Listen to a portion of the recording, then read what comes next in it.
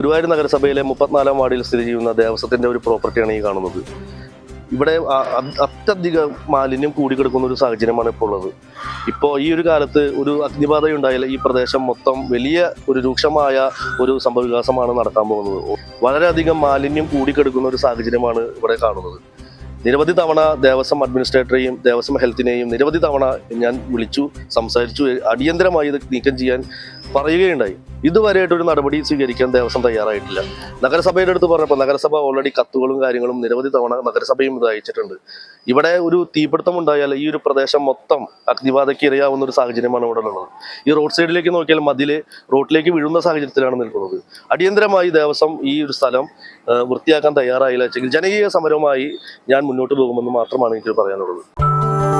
നക്ഷത്രത്തിലക്കവും മഞ്ഞത്തുള്ളിയുടെ മനോഹാരിതയും സ്വപ്നതുല്യം ഈ വെള്ളി ആഭരണങ്ങളിൽ ആളുകാരൻ silver jewellery, Chavakkad, Vadanappally. Platinum പോലെ സിൽവർ.